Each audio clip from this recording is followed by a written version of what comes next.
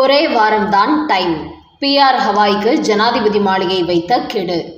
வசமாக மாட்டிக்கொண்ட உச்சநீதிமன்றம். மு.க. ஸ்டாலினின் மசோதாக்களுக்கு வரப்போகும் புதிய சிக்கல். மறு விசாரணை நடக்கப் போவதால் பரபரப்பு. வணக்கம் நண்பர்களே.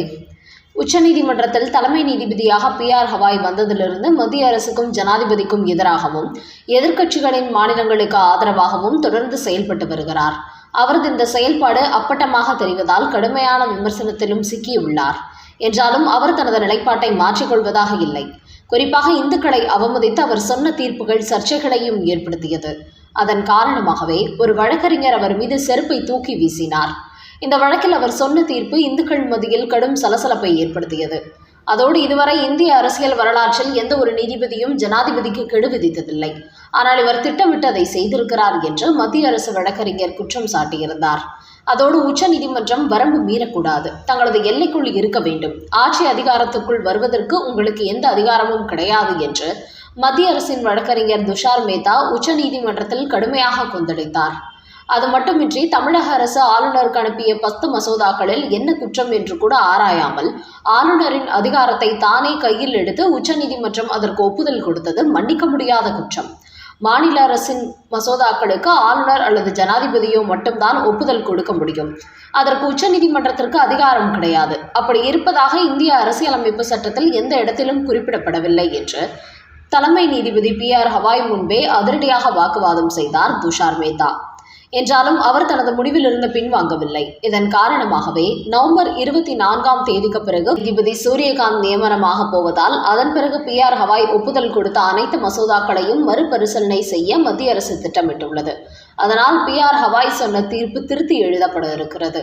குறிப்பாக அவர் அதிகார துஷ்பிரயோகம் செய்துவிட்டதாக மத்திய அரசு வெளிப்படையாகவே கூறி வருகிறது.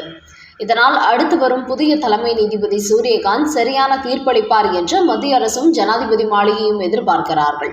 இந்த நேரத்தில் தான் ஆளுநர் தங்களுக்கு அனுப்பிய மசோதாக்களுக்கு 3 மாதங்களில் ஜனாதிபதி ஒப்புதல் கொடுத்தாக வேண்டும் என்று உச்சநீதிமன்றம் தீர்ப்பளித்த விவகாரத்தில் ஜனாதிபதி மாளிகை 14 கேள்விகளை எழுப்பி அதற்கு விளக்கம் கேட்டிருந்தார்கள்.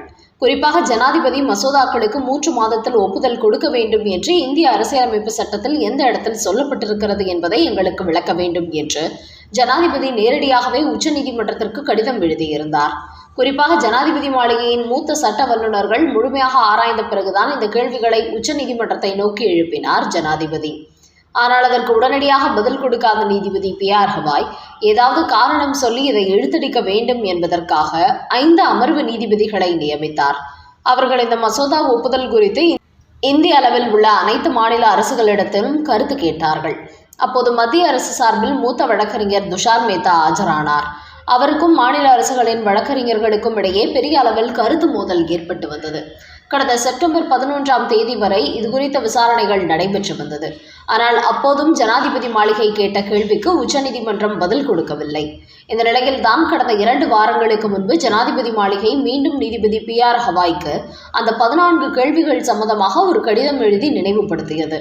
அதன் காரணமாகவே வருகிற 23ஆம் தேதி தான் பதவி ஓய்வு பெறுவதால் அதற்கு முன்னதாக ஜனாதிபதியின் கேள்விகளுக்கு பதில் கொடுத்தாக வேண்டிய கட்டாயத்துக்கு தள்ளப்பட்டிருக்கிறார் பிஆர் ஹவாய்.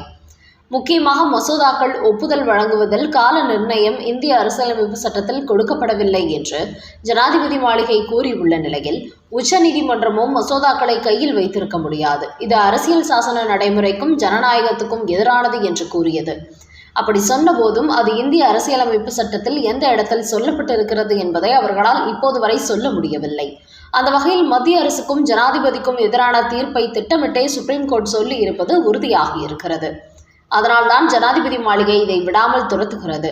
அதன் காரணமாகவே தற்போது ஜனாதிபதி மாளிகை தங்களுக்கு நெருக்கடி கொடுப்பதால் வருகிற 23ஆம் தேதிக்குள் ஜனாதிபதி மாளிகைக்கு ஏதாவது ஒரு பதிலை கொடுத்து தப்பித்துவிட வேண்டும் என்று பிஆர் ஹவாய் திட்டமிட்டு வருவதாகவும் கூறுகிறார்கள். ஆனால் அவர் சரியான பதில் கொடுக்காத பட்சத்தில் எப்படி தமிழக அரசு உச்சநீதிமன்றத்தில் வழக்கு தொடுத்தது 10 மசோதாக்கள் வழக்கை மீண்டும் ஜனாதிபதி மாளிகை மறுபரிசீலனை செய்ய போகிறதோ அதே போன்று பிஆர் ஹவாய் கொடுத்துவிட்டு செல்லும் 14 கேள்விகளுக்கான பதில் தங்களுக்கு திருப்தி இல்லை என்றால் மறுபடியும் அந்த கேள்விகளை உச்சநீதிமன்றத்திற்கு அனுப்ப ஜனாதிபதி மாளிகை திட்டமிட்டிருப்பதாகவும் பரபரப்பு தகவல்கள் வெளியாகியுள்ளன. ஆனால் PR ஹவாய் தலைமை நீதிபதியாக இருந்தது வரை உச்சநீதிமன்றத்தின் தீர்ப்புகள் எல்லாம் திமுகவுக்கு சாதகமாக இருந்ததால் உற்சாகமாக இருந்த தமிழக முதல்வர் ஸ்டாலின் வருகிற 24ஆம் தேதி புதிய தலைமை நீதிபதி சூரியகாந்த் பதவி ஏற்பதால் தங்களுக்கு சாதகமாக வந்த தீர்ப்புகளை எல்லாம் மறு விசாரணைக்கு எடுத்து ஆப்படித்து விடுவார்களோ என்று கடும் அப்செட்டில் இருப்பதாகவும் கூறப்படுகிறது. அடுத்த செய்தி. இன்னும் 5 மாதம்தான் டைம். மு.க. ஸ்டாலினுக்கு நாள் குறித்த அண்ணாமலை. 2021 திமுக ஆட்சிக்கு வந்ததிலிருந்தே தமிழ்நாடு முழுக்க திமுகவினரின் அராஜகம் அதிகரித்துவிட்டது. குறிப்பாக இந்து கோவில் நிலங்களை ஆக்கிரமிப்பதில் திமுகவினர் தீவிரம் காட்டி வருகிறார்கள். அந்த வகையில் சென்னை திருமங்கலத்தில் ஆளுங்கட்சி ஆதரவில் அரசாங்கத்தின் சொத்துக்களை திமுக உடன்பிறப்புகள் ஆக்கிரமித்து வருவதும் தொடர்ந்து நடைபெற்று வருகிறது. இதுகுறித்த ஆதாரங்களை பாஜகவின் நெசவாளர் அணி தலைவர் மணிகண்டன் என்பவர் சென்னை காவல்துறை ஆணையர் அலுவலகத்தில் ஒரு புகார் அளித்திருக்கிறார். ஆனால் அரசு நிலத்தை ஆக்கிரமித்திருக்கும் திமுகவினர் மீது காவல்துறை எந்த ஒரு நடவடிக்கையும் எடுக்கவில்லை. இந்த நிலையில் பட்ட பகலில் பாஜக நிர்வாகி மணிகண்டனை அவரது வீட்டு வாசலிலேயே கத்தி மற்றும் உருட்டுக்கட்டையால் திமுக பிரமுகர் ஆறுமுகம் என்பவர் சரமாரியாக தாக்கியிருக்கிறார். இதுகுறித்த தகவலை தமிழக பாஜகவின் முன்னாள் தலைவர் அண்ணாமலை வெளியிட்டிருக்கிறார்.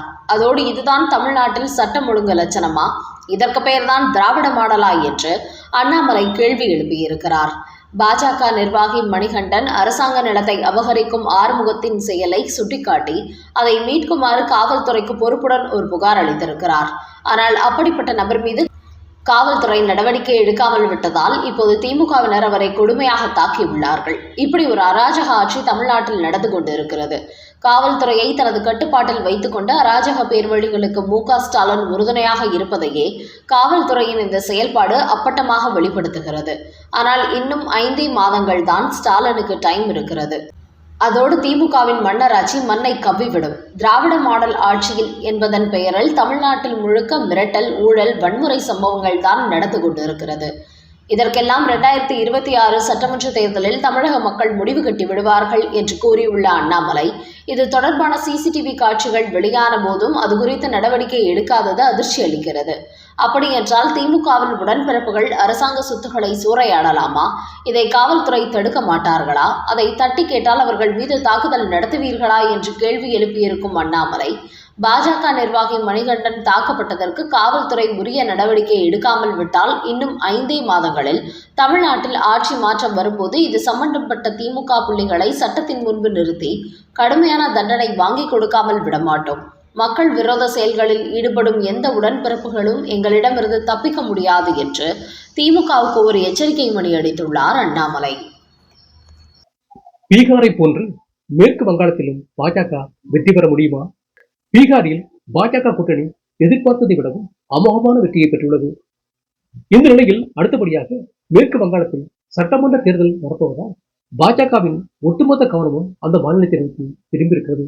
அந்த மாநிலத்தில் பாஜக, திரிணாமுல் காங்கிரஸ் மற்றும் கம்யூனிஸ்ட் காங்கிரஸ் போன்ற இந்தி கூட்டணி கட்சிகளுக்கிடையே மும்முனை போட்டி நடக்கப் போகிறது.